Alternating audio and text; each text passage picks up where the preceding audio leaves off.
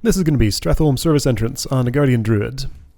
I had a clean, smooth run on my Paladin and a kind of messy run on this Druid here. I'm deciding to show the messy one because it's a little more interesting, maybe.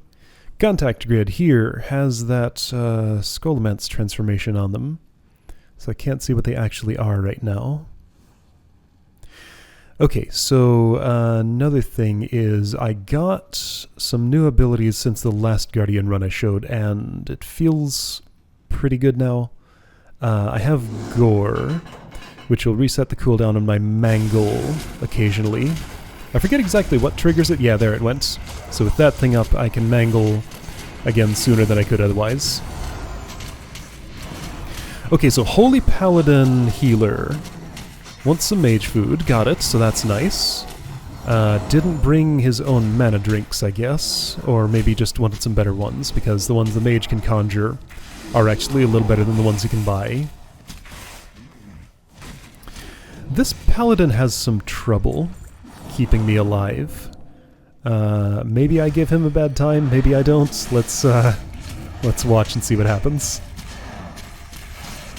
I've been a Holy Paladin in this dungeon. I don't remember who I was healing with it, if it was a Druid or something else, but I've also seen that Druids do tend to be a bit fragile here, so I know he's going to be struggling and working hard.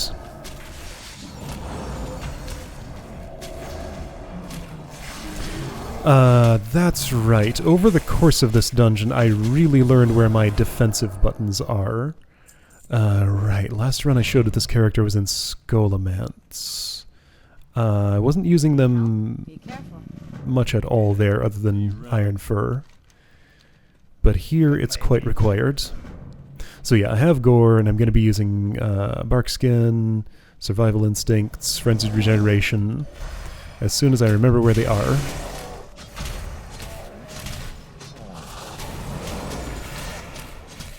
I have now made a habit of just using Incapacitating Roar all the time. You know, it's just like Leg Sweep. It stops every enemy who's susceptible to stun from acting for a second or two. And that's a second or two that nobody will be taking damage, so it's just always a good thing. Sure, it eats one of my attack actions, but stopping all enemies from attacking for a second is a lot better than dealing slightly more damage. So yeah, that's what I want to be using. Checking my route, I guess. I know the route here. I don't even need to look at the map, but I decided to anyway.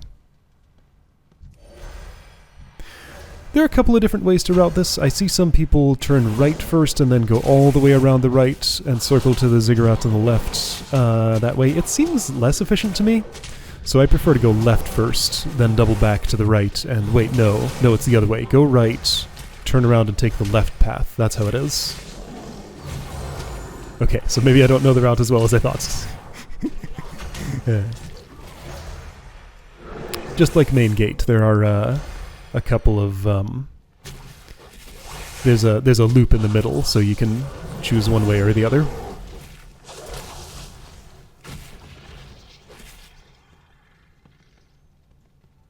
Everything's looking pretty clean and smooth so far. This spot's always a little dicey, just because there are so many patrolling things around and a lot of casters that don't want to move. So if you catch their attention, they'll sit there and start casting things at you. If you go up to hit them, then you get in range of another caster somewhere that starts casting on you. Then you go up to hit them and you get in range of another caster who starts casting on you. So it's this spot's nasty. This paladin has put Hand of Protection on me, which means that everyone else except me gets targeted. Blessing of Protection, that's what it's called. I don't want that on me. So, having realized what happened, he's gonna do it a few more times, and I'm now going to be clicking the buff off, because that's just a bad idea. He might not know that it makes me untargetable for its duration. Yeah, it'll protect me, sure, but everybody else is gonna die. You want your tank to be taking the damage. That's the point of the tank. They have the best defense to absorb it, so you don't want it to be just spreading to everybody else, especially the healer. Because that's the second place it's going to tend to go.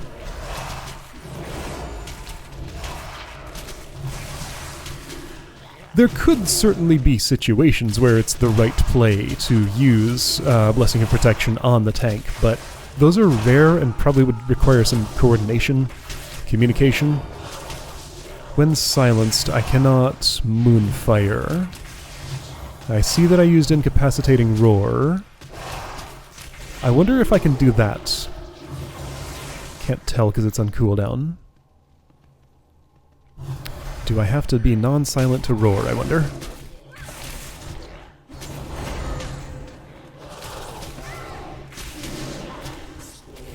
Oh boy, gargoyles have come to see us, and a beast or whatever. Yeah, gonna die here.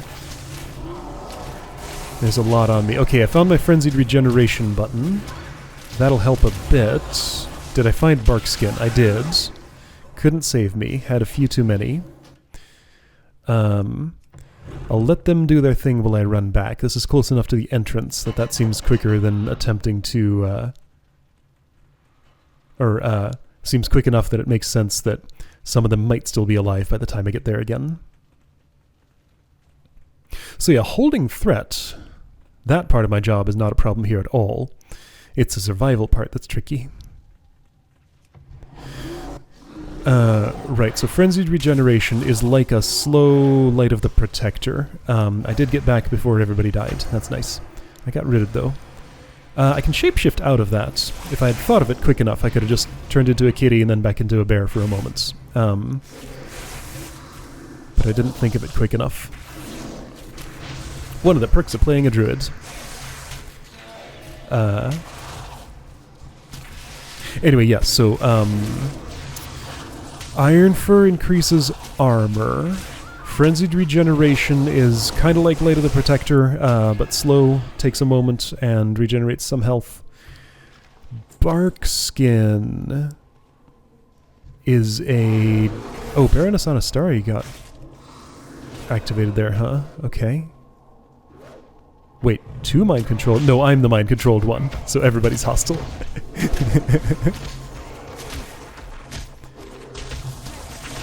Okay, there we go. It did break before I died, that's nice. Doesn't always.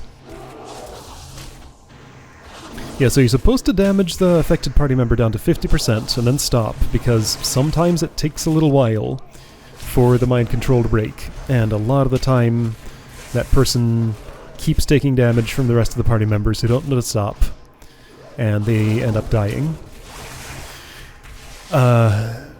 Right, so, Bark Skin. Flat damage reduction from all sources. I think it's 20%? Survival Instincts. Yeah, Survival Instincts is, I think, 40% damage reduction from all sources. Has 2 charges. So it's the really good one. And it has some kind of death protection, just like Ardent Defender on the Paladin, which I actually haven't seen a run with yet. So yeah, a lot of kind of Protection Paladin equivalent abilities here on the Druid. Didn't realize that until I just enumerated them now. Oh boy, I get mind controlled again. Fantastic. There's this little, like, chain effect around my head while it's going on. I'm giving everybody a bad time here, and they're doing the same to me. Okay, it broke just before I died. Just barely.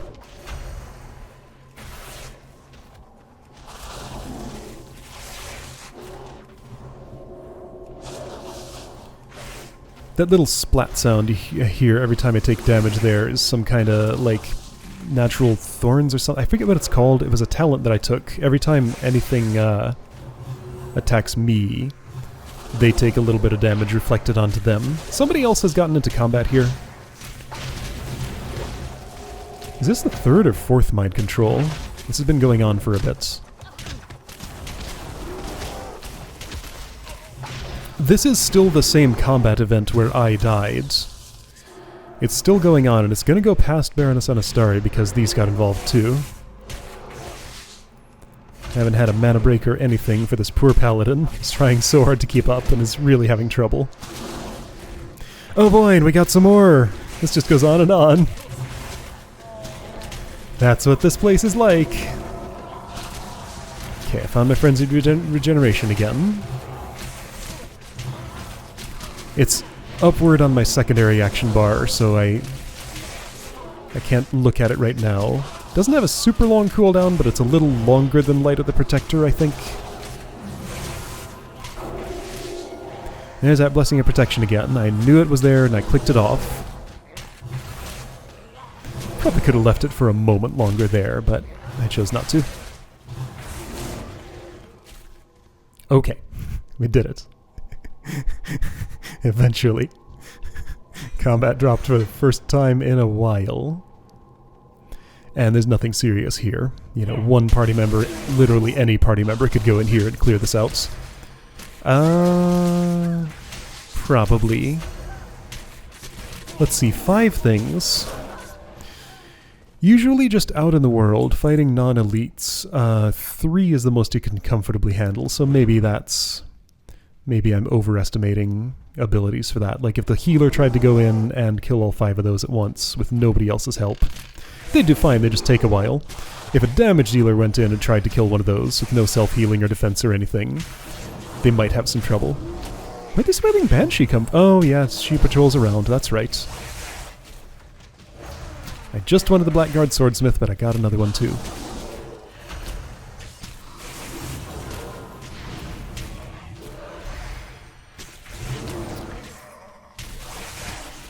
Paladin's mana bar is full. Retcon. Oh, I get it. Retcon. I had to say it out loud. So, common abbreviation for retribution, but that's not what he's playing right now. And it's a pun. Okay. So yeah, one of these player names with their role embedded in it. So when you do what you're doing here and play a different role than the one you've named yourself for, it just looks real silly.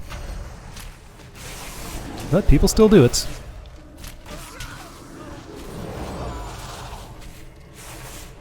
As I've said before, I just let the name generator give me all my names. I like names that actually sound like names.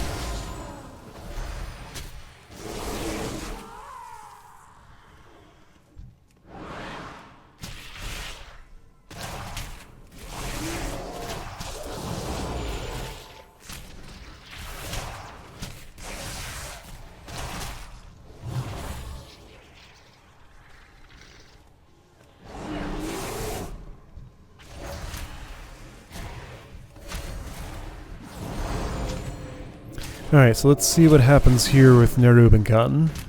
All of these ziggurats have, like, things dangerously close to the bosses.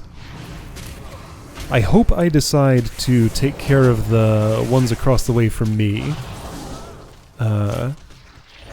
before I mess with the boss. Otherwise, it's probably going to get messier than it would be otherwise.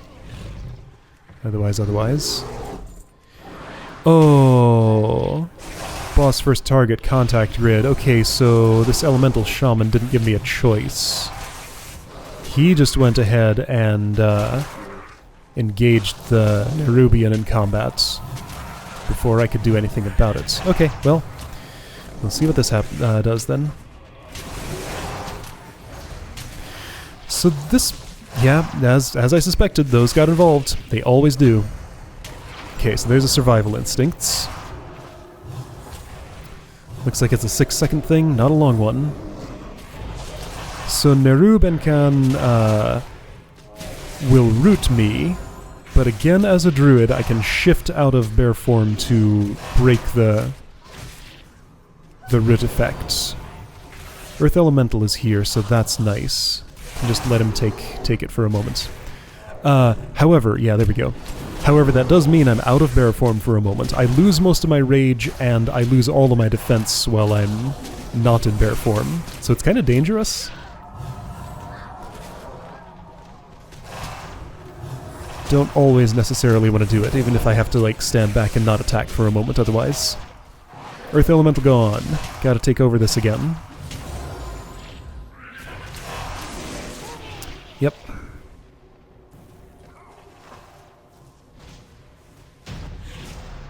Okay, boss died, but they're still in combat with other stuff.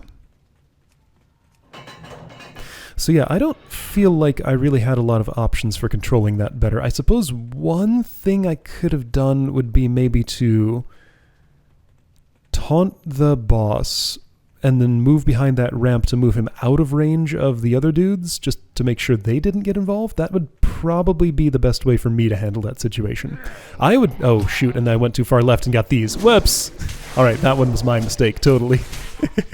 It was a blind corner, I forgot they were there. That was all me. Nope, don't want that. Don't give it to me. Alright, so multiple people are making mistakes here, and I'm one of them, of course. But I really would have preferred if the, Oh, hey! Robotly here is testing out that thing I was talking about. Go into a ziggurat by yourself and see if you can survive. She couldn't. Mostly. Split the paladin's attention, so he's having to heal 2 targets here. Hey look, all my grizzly trophies. Oh boy, this is messier than I remembered. We're getting it done, but I mean everyone here is giving this paladin such a bad time. He's trying his best. He's having his trial by fire here. Yeah, you all made it in there before I did. Have fun! There's an arcane mage in there, so fine area of effect attacks. No problem there. And a monk. Perfect. I was about to say every monk gets spinning crane kick, but no, brewmasters do not. So a brewmaster would have a little more trouble with that. I'm going to be taking my brewmaster through here in just a bit. So I'll have to keep that in mind.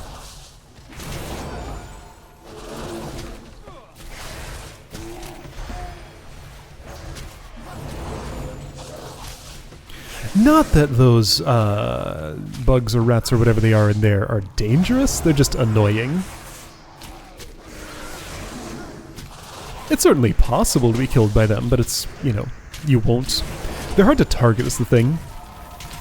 So, you know, it's best to have an area of effect attack that you don't need a specific target for to take care of that situation.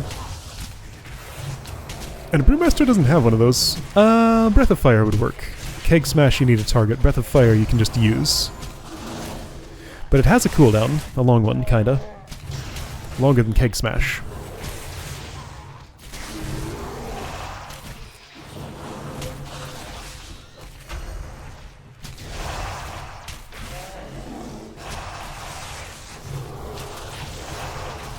Keeping threat from a distance on this crypt crawler, just because I don't want to move up to it. See, now this Wailing Banshee is going to get involved. Probably. Well, if I Moonfire her, of course she will.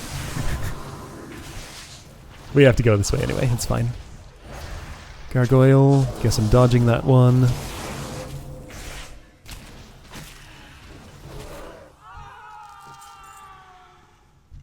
Have I forgotten about that Banshee? No, I'm looking over to see where she is.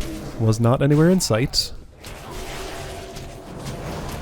She's probably going to come back during this. Yep, I'm watching. Okay, I'm aware. Had that one covered.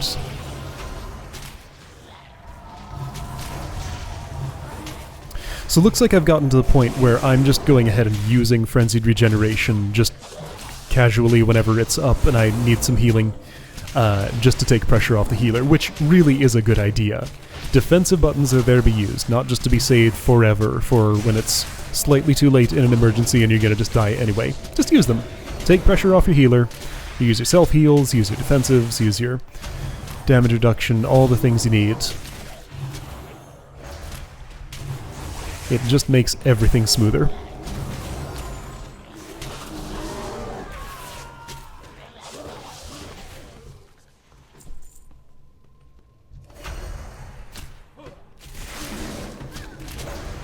Gives me a little bit more to think about. So something I just experienced, I'm not showing this because like nothing interesting happened during it, but I ran my Protection Warrior and my Brewmaster through Uldaman, one after the other. Uldaman has this big, confusing, tangled mess of caves in the middle that I always have trouble navigating through. I did the Warrior first, and it went perfectly. I routed everything, no problem, took all the right turns. and everything was great. Then I did it on the Brewmaster, and I made so many wrong turns. Like, I had just done it, I knew exactly where to go, but I have so many more things to think about when I'm a monk than when I'm a warrior that I was just super distracted and could not route the same way. So yeah, some tanks take a lot more attention than others. Warrior has a lot of buttons and is kind of fast-paced, but they're all simple and easy to use. Brewmaster doesn't have as many, but they're more complicated and have to consider more carefully. And I'm also more fragile, so I'm always thinking like, can I handle more? I don't know. My health's a little low. Maybe I can. With a warrior, it's like, yeah, sure, pull the whole room, it'll be fine.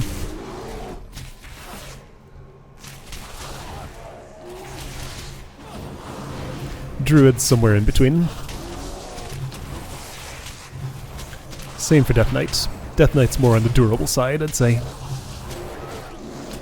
And what's the fifth one that I play? I don't play a Vengeance Demon Hunter right now. There's another tank type.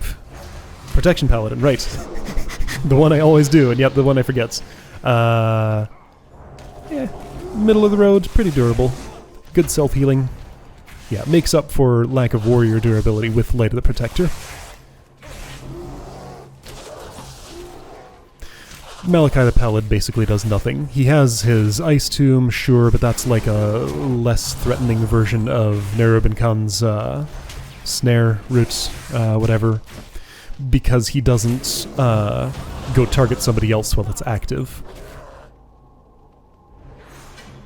Also, the approach to his Ziggurat is a bit more friendly, so you don't tend to get side groups coming in by surprise so much. There are the dudes right on his stairway, but, you know, we took them at the same time and it was no problem. Okay, Slaughterhouse time. This place is fun. I always like this dungeon. It's a pretty good one.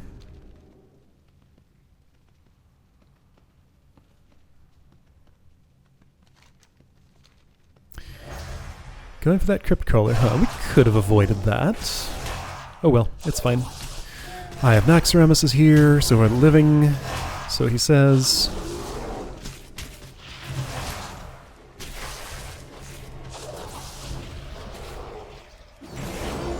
Anti-magic shield, that's an ability that Death Knights get. What is this shaman doing? Yeah, okay, so once again, I see that lightning bolt go out to things that we were not previously in combat with. So he's not very careful about staying out of combat before the tank has attacked his targets. Alright, well, that happens sometimes. I prefer that it doesn't, but in this party it is.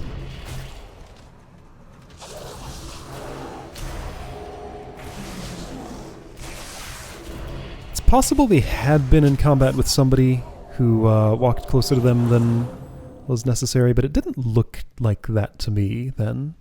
I don't know. I don't have a perfect read on that situation.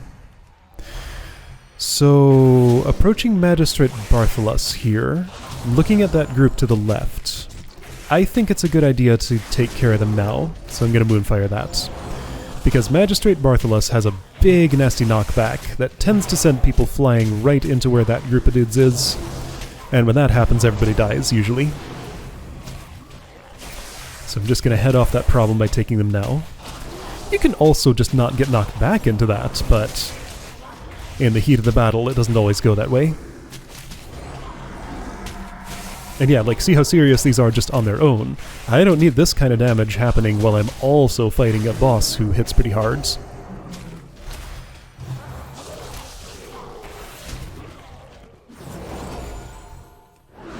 I have Forbearance right now. The Paladin either used Lay on Hands on me, or there was a Blessing of Protection that I didn't notice and didn't click off.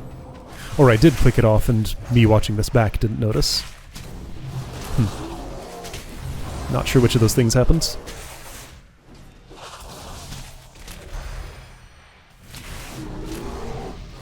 Yeah, this guy just on his own. Wow, so nasty. He's pretty serious. Oh, let me talk about dungeon tuning again. So I feel like this is one of those times that the dungeon finder decided to give me a harder dungeon than it gives me other times. I don't know if this is a thing, but it's just a feeling that I'm getting now. So these two Alderman runs that I was talking about with Warrior and Monk. The Warrior's run... Whoa, I'm inside my bear right now. That was uncomfortable. Warrior's run. Oh man, I dragged that onto somebody instead of destroying it. Whoops. Warrior's run had nothing dealt me any damage, but also everything took forever to die. Like, we were in combat for a really long time with all the things. Then when I did it on my monk, I took more damage probably just because I was a monk. But also, everything died way faster. And I think I checked damage meters at least after the Warriors run, and everybody was doing about the amount of damage that I expected them to, except for maybe one person who was underperforming slightly. But, I don't know, it's weird. It's just like it decided to hand me a different type of tuning then between the two runs. And like here, I feel like I'm handed a dungeon that is tuned to do more damage to me. Is it randomized like this? Like, is this actually a thing, or am I just making it up? I mean, how would you know? You'd have to like know what the Blizzard servers are actually doing to be able to tell for sure.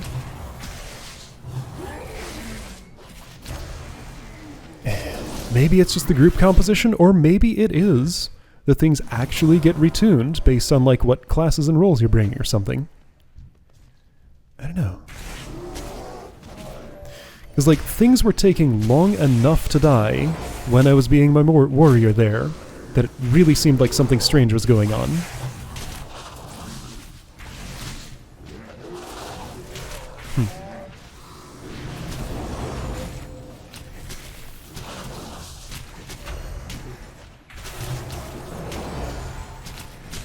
Anyway, yeah, so being careful not to get more than 2 of these at a time. At least I was trying. I somehow managed to get 3 on the first run in there. Was that shaman shenanigans again, or did I just step too close? I had trouble telling which of those happened.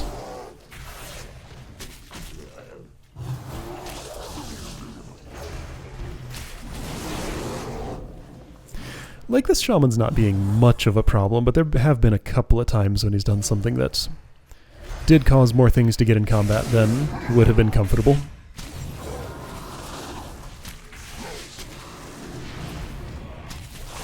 Not enough for me to complain, but enough for me to notice.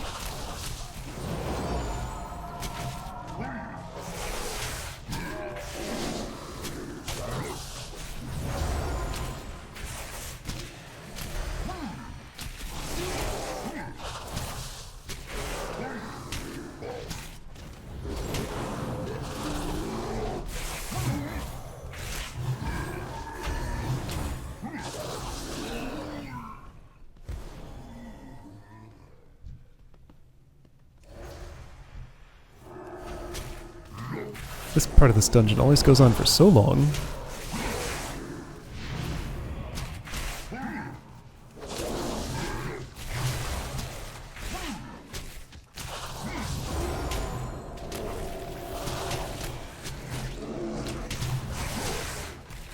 And this is just phase 1 of like 4 in this spot.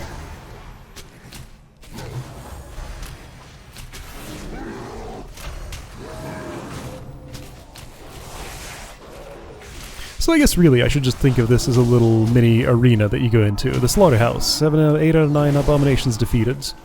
You know, there are 4 separate events in this little arena here before you're allowed to go on to the final boss. That makes sense. It's just so smoothly in the flow of like everything that happens here. It just feels like you get stalled in this spot for a while and it's weird. As opposed to something like the Ring of the Law in Blackrock Depths, where it's like, you know, you're clearly locked into a place fighting. Actually, it's only 2 waves of things there. Maybe it's 3. 2 waves from one door, then a boss. So that one's much shorter, but feels more like the kind of thing that this is.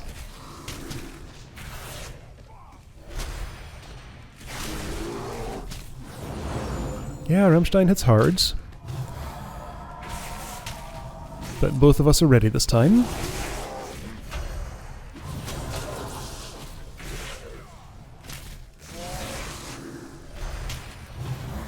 Kinda. My health is sitting below half for quite a while here. Oh, I got stunned. That's why I lost threat for a moment. Okay. He lost interest because I wasn't fighting back.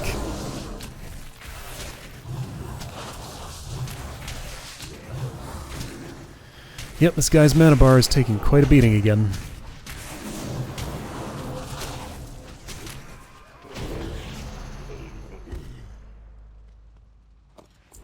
Alright, so a bunch of mindless undead come from the gate over on the left. I was expecting the Blackguard sentries. I forgot this happened.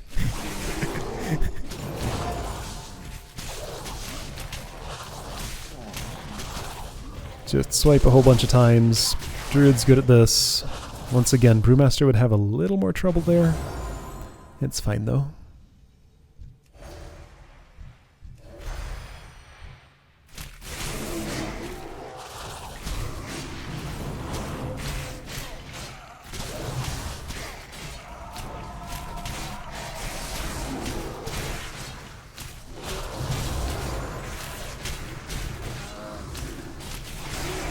I probably should have preemptively bark-skinned or survival inst. Oh, they're both on cooldown. I see. I would have, but I used them during the Rammstein fight. Hey, look, on level 50. I got Stampeding Roar. Makes everybody in the party faster for a moment. So that's nice. I put it up there, so I don't have to look at it. Oh, so I make a little mistake here. I'm trying to get in where I'll be past the door, but not in his threat range. I stepped a little too far through. Whoops. And 2 people got locked out because they weren't quite close enough behind. Only time I've made that mistake. But yeah, that is how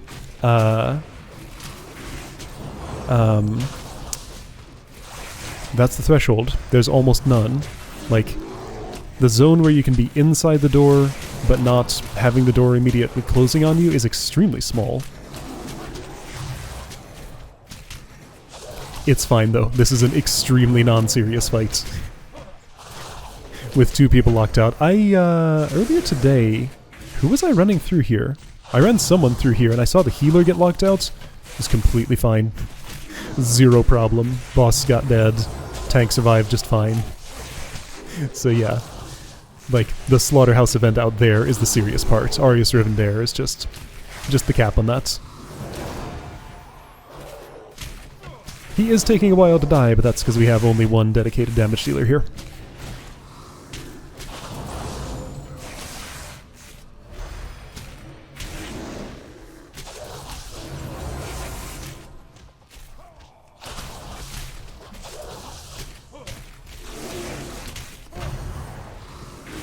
This guy used to be named Baron Rivendare. Is that somebody else? I think the timeline moved forward and, like, he's a different somebody being in the same role. Because this place did change right around Cataclysm or so, when the timeline of Azeroth moved forwards.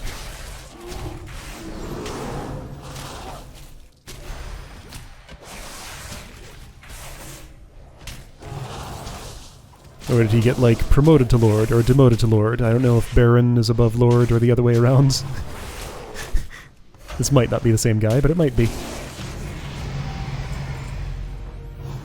Alright, well, everybody gets credit anyway, even if you were just standing outside the door. Oh boy.